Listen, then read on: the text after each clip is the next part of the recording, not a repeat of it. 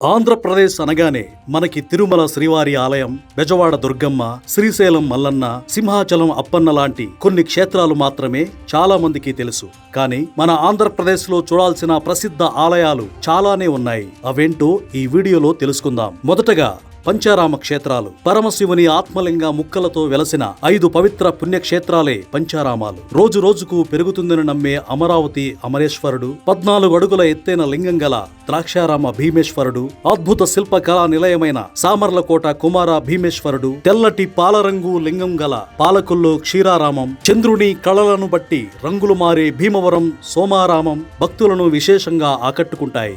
ఇక విష్ణుమూర్తి నరసింహస్వామి క్షేత్రాల విషయానికి వస్తే వ్రతాలకు పుట్టినిల్లైన అన్నవరం సత్యనారాయణ స్వామి ఆలయం, చిన్న తిరుపతిగా పిలిచే ద్వారకా తిరుమల వెంకటేశ్వరుడు ఇక్కడ కొలువైయున్నారు. దట్టమైన అడవుల్లో 9 రూపాలతో వెలసిన అహోబిలం, సముద్ర సంగమ తీరాన ఉన్న అంతర్వేది లక్ష్మీ నరసింహస్వామి, పానకాన్ని నైవేద్యంగా తాగే మంగళగిరి పానకాల స్వామితో పాటు కదిరి లక్ష్మీ నరసింహస్వామి, మాచర్ల చెన్నకేశవ స్వామి ఆలయాలు ఎంతో చారిత్రక ప్రాధాన్యత కలిగిన వైష్ణవ క్షేత్రాలు. ఇక సూర్యకిరణాలు నేరుగా స్వామివారిపై పడే అరసవల్లి సూర్య దేవాలయం, ప్రపంచంలోనే ఏకైక కూర్మావతార క్షేత్రమైన శ్రీ కూర్మనాథ ఆలయం ఇక్కడ ప్రత్యేకతలు. బావిలో వెలసి పరిమాణం పెరుగుతున్న కాణిపాకం వినాయకుడు, నిరంతరం పెరుగుతూ కలియుగాంతానికి సూచనగా నిలిచే యాగంటి నంది ఇక్కడి మహిమలు. హనుమంతుడు లేని అరుదైన ఒంటిమిట్ట కోదండ రామాలయం, శతాబ్దాల చరిత్ర గల బాపట్ల భావనారాయణ స్వామి, నెల్లూరు రంగనాథ స్వామి ఆలయాలు భక్తులకు ఆధ్యాత్మిక ప్రశాంతతను అందిస్తాయి. శక్తిపీఠాలు,